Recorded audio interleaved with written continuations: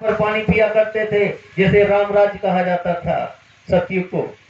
ऐसी दुनिया धरती पर थी जहां पर मनुष्यों की बात छोड़ो, जंगली जानवरों में इतना प्यार था जो एक घाट पर पानी पीते थे। शेर बकरी एक घाट पर पानी पीते थे। इसका मतलब क्या है? इसका मतलब है कि वहां पर सिंह भी हिंसक नहीं था, सिंह भी अहिंसक होता था, सिंह भी मांस नहीं खाता था। ऐसी दुनिया का निर्माण करने के लिए स्वयं परमात्मा इस धरती पर आए, उसे ही रामराज कहा जाता है। तो ऐसी दुनिया को बनाने के लिए जहां पर गाय शेर बकरी एक घाट पर पानी पीते हैं, यहाँ तो मनुष्य भी एक घाट पर पानी नहीं पी रहा है। मनुष्य क्या, भाई भाई एक घाट पर पानी नहीं पी रहे, एक साथ बैठ करके खा नहीं सकते हैं, पी नहीं सकते हैं। जब एक खा जाता है तो टेढ़ा होके चला जाता, दूसरा खा जाता है। भाई भाई में प्रेम नहीं रहा है ना। और ऐसी दुनिया का निर्माण करने के लिए भगवान आए, जिसे रामराज कहा जाता है। तो जब सतयुग में तुम थे तो 16 कला धर्म चरित्रवान थे, दैवी लक्षण के तुम्हारे में कोई हिंसा की बात नहीं थी। एक धर्म एक राज्य एक मत वाली दुनिया थी। सब वहां पर बड़े प्रेम से जीते थे। जिस रामराज की महिमा गाई जाती है, बैर न कर काहू सन कोई, राम प्रताप विषमता कोई। विषमता माना ऊंच नीच का कोई भेदभाव नहीं था राम के राज्य में। ऐसे रामराज की स्थापना करने के लिए स्वयं राम निराकार परमपिता परमात्मा इस सृष्टि पर आया है। कौन राम? कौन राम? राम के नाम में सुनकर के भ्रमित हो जाते हैं। कौन राम आया है? बिन पग चले सुने बिन काना, कर बिन कर्म करे विधि नाना, आन रहे सकल बिन वाणी वक्ता योगी। ऐसा निराकार राम इस सृष्टि पर फिर से रामराज की स्थापना करने के लिए आया हुआ है। उसकी सबको मदद करनी है। ऐसे राज को चाहते हो, सुख शांति की दुनिया चाहते हो, तो फिर उसकी मदद करने के लिए अपनी बुराइयों का त्याग करना होगा। इस विष्णु ज्ञान महायज्ञ में बुराइयों को त्याग करना होगा, इसमें आहुति डालनी होगी। ये होगी आपकी सच्ची यज्ञ। दुनिया में जो भी यज्ञ है, इस यज्ञ की नकल है, और नकल में असल को छोड़ दिया है। बुराइयों की आहुति को डालना छोड़ करके केवल घी और धूप की आहुति डालना शुरू कर दिया, तो अपनी दुनिया बिगड़ गई। अगर हम इस यज्ञ में अगर ये सिद्धांत बना करके चलते कि हम यज्ञ और हवन करेंगे, तब जब एक बुराई की आहुति देने के लिए हम दृढ़ संकल्प कर लेंगे, तब हवन करेंगे। और इस प्रकार से जब करते जाते तो हमारे जीवन की एक एक बुराई निकलती जाती, और हमारी बुराइयां निकलती जाती, हमारे में अच्छाइयां आती जाती, एक स्वर्ण सत्य की समाज का निर्माण बना रहता। लेकिन नहीं, 8 जन्मों तक स्वर्ण सत्य की दुनिया में हमने सतो प्रधान बन करके राज्य किया, जहां पर 16 कला धर्म चरित्रवान सब रहा करते थे। इसके बाद जनमण का चक्कर लगाते हुए त्रेता में जब हम आते हैं तो 14 कला धर्म चरित्रवान समाज हो जाता है।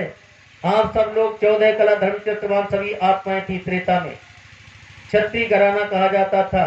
सब 14 कला धर्म चरित्रवान थी। 2 कलाएं धर्म चरित्र की सतयुग से त्रेता तक जाते जाते समाज की खत्म हो गई।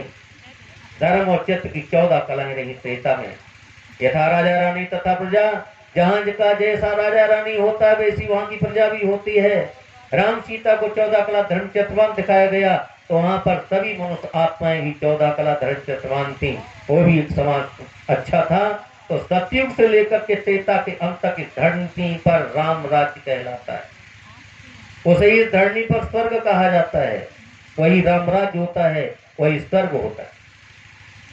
जहां पर धरती की संख्या त्रेता के अंत तक 33 करोड़ होती है, तो ये 33 करोड़ देवी देवताओं का गायन है।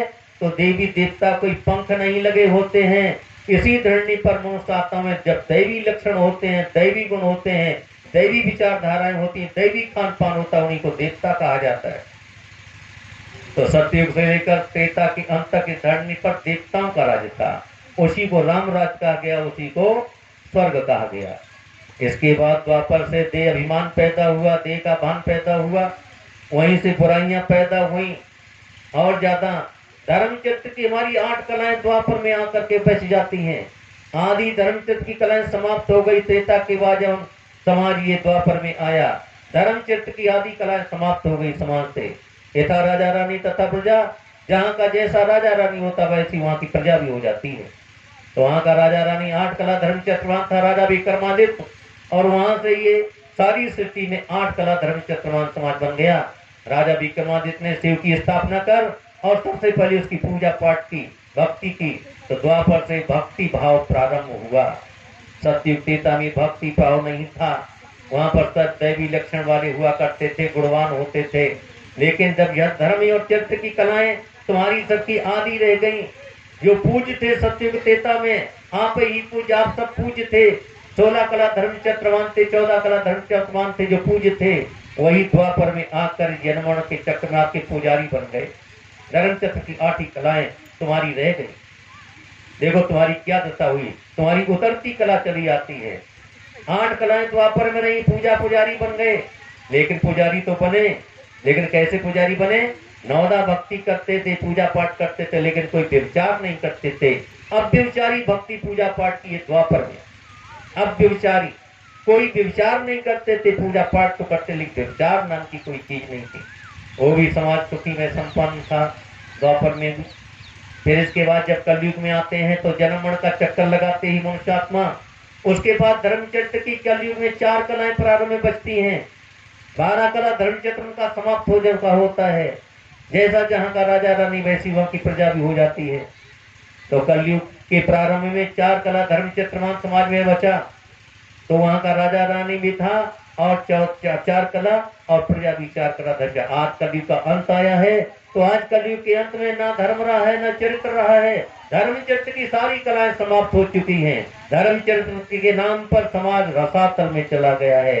ये समाज का पतन हो गया है। यही कल्पांत से ही कलयुग का अंत है। जब जब ये धर्म गिलानी का वक्त आता है, कल्पांत कलयुग का अंत, जो विचारी भक्ति करने लगते हैं। आज कलयुग में भक्ति और पूजा पाठ भी कैसा किया जाता है, जिसमें एक साइड में वही व्यक्ति भी विचार करता है, एक साइड में वही पुजारी बना बैठा है। दिन में पूजा करता है, सवेरे शिव के मंदिर में जाकर के जल चढ़ाता है, रात में ही जाकर के शिव के ऊपर चढ़ करके घंटा उतार लेता है। एक तरफ विचार और एक तरफ भक्ति, भक्ति और विचार दोनों चरम सीमा पर जब हो जाते हैं। आज ऐसा ही समय हो चुका है, वही भक्त भक्ति करते हैं, वही विचार करते हैं। भक्ति और विचार दोनों ही चरम सीमा पर हो चुके हैं। यही चरित्र के रसातल में चले जाने की दुनिया है। इसी को कहा गया है गीता में, यदा यदा ही धर्मस्य ग्लानिर्भवति भारत अभ्युत्थानम् अधर्मस्तदात्मना सृजामि हम। जब जब धर्म की अति ग्लानि हो जाती है, अधर्म की वृद्धि हो जाती है, तब तब अधर्म का नाश करने के लिए, धर्म की स्थापना करने के लिए मुझे आना पड़ता है। आज वही वक्त हो चुका है। एक तरफ व्यभिचार की चरम सीमा है, तो एक तरफ अत्याचार व्यभिचार की चरम सीमा है, तो एक तरफ भक्ति पूजा की भी चरम सीमा है। दोनों एक साथ चल रहे। यह है व्यभिचारी भक्ति। इसी का नाम कलयुग है। इसी को कहते धर्म की अति ग्लानि का वक्त, भगवान के आने का यही वक्त होता है। आज वो भगवान के आने का वक्त हो गया है। आज भगवान आकर के उसने विश्व ज्ञान महायज्ञ की रचना की है। जानकर समझकर इस विश्व ज्ञान महायज्ञ में परमात्मा के कार्य में सहयोगी बनकर बुराइयों का त्याग करो। भगवान की झोली में बुराइयां भर दो। भगवान वायदा करता है, एक बार मैं आया हूं तुम्हारे दर पर अपनी झोली फैलाने के लिए कि मेरी झोली अपनी बुराइयों से भर दो। अगर तुमने एक बार हमारी झोली को भर दिया, मैं वायदा करता हूं जन्म जन्मांतर तुम्हारी झोली में भरता रहूंगा। जो तुम मांगोगे तुम्हारी सारी मुरादें पूरी करता रहूंगा। केवल एक बार मेरी झोली तुम भर दो। आज वो वक्त आया हुआ है। एक कल्प में एक ही बार परमात्मा अपने बच्चों और भक्तों के सामने झोली फैलाता है, और इस समय जो चूक गया तो चूक गया, उसकी कभी मुरादें पूरी नहीं होती हैं। और जो एक बार भगवान की झोली भर देता है, भगवान उसकी जन्म जन्मांतर मुरादें पूरी करता रहता है, झोली भरता रहता है। आज अपना ऐसा भाग बनाना है तो बना सकते हो। तो इस तरह से जो है सच्ची यज्ञ का रहस्य आपने समझा। विष्णु ज्ञान महायज्ञ है ना। तो इसमें रोजाना प्रतिदिन आप आए कि ये मौका फिर बार बार नहीं आएगा। अपने इष्ट मित्रों को ही बता दो कि वो बात सुनाई जाएगी। भागवत में किसी का चरित्र नहीं सुनाया जाएगा। ध्रुव का चरित्र, प्रहलाद का चरित्र, सुदामा का चरित्र सुनते सुनते थक चुके होंगे। सब जानते हैं रोज रोज सुन करके क्या करोगे। यहाँ तो आपका चरित्र सुनाया जाएगा 5 दिन तक। आपने 84 जन्मों में क्या क्या चरित्र किया है, कैसे जन्म लिए हैं, 84 का चक्कर के लगाया है, आपके चरित्र का वर्णन होगा। आप अपने चरित्र को जब जानेंगे तो अपने चरित्र का सुधार करेंगे और फिर से सत्य की स्वर्णिम दुनिया का अधिकार प्राप्त करेंगे। अच्छा, वंदे मातरम। वंदे मातरम, वंदे मातरम। भारत माता की, भारत माता की, भारत माता की। यज्ञ को हवन उसमें जाकर के अग्नि प्रज्वलित करो, अग्नि प्रज्वलित करो। और आज का पहला दिन है, थके थकाए भी होंगे आप लोग, दौड़े धूपे भी हैं, और जो है इसलिए आज इसको आज यहाँ पर विराम दिया जाता है। यज्ञ कर लो। और युग में सभी जाते हैं, संकल्प का युग है, बैठ पाओ न बैठ पाओ कोई बात नहीं, संकल्प का युग है, लेकिन फिर भी आपको मौका मिलता है ये को बैठने का। घी और धूप की आहुति के साथ साथ अपनी एक बुराई की आहुति भी इसमें देना, और इस तरह से 5 दिन लगातार हम इस ज्ञान युग को सुनते रहें और अपनी यज्ञ में अपनी बुराई को पुनः दोहराते रहें, उसी बुराई को। चलो तुरंत जो है यज्ञ में अग्नि प्रज्वलित कर दो।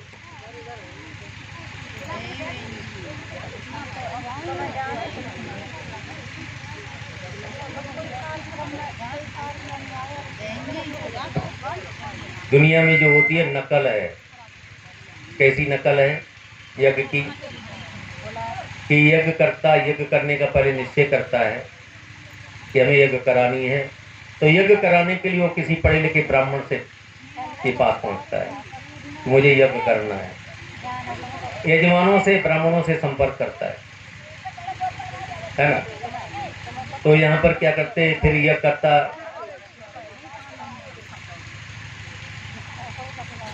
जब राजी हो जाता है उसे ब्रह्मा नाम दिया जाता है। जो यज्ञ करने वाला होता है उसको ब्रह्मा नाम दिया जाता, ब्रह्मा होता नहीं है, उसे बनावटी ब्रह्मा कहा जाता है, वो ब्रह्मा नहीं होता है, लेकिन उसे ब्रह्मा की उपाधि दी जाती है।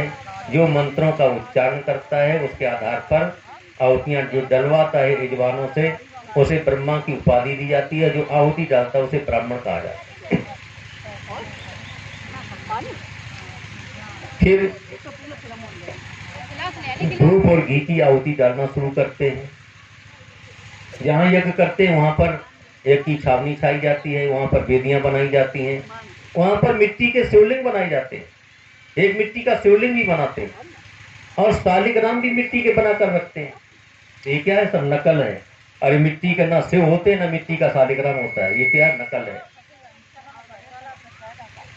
मिट्टी का शिव नहीं होता, मिट्टी के शालिग्राम नहीं होते, कोई व्यक्ति ब्रह्मा नहीं होता है। तो ये क्या है, सब नकल है। असल तो संगम युग पर ही होती है। कलयुग के अंत में असली यज्ञ सच्ची रची जाती है, फिर इसके बाद इसकी झूठी यज्ञ है, इसकी नकल चलती है। असल नकल में अंतर होता है। यहाँ स्वयं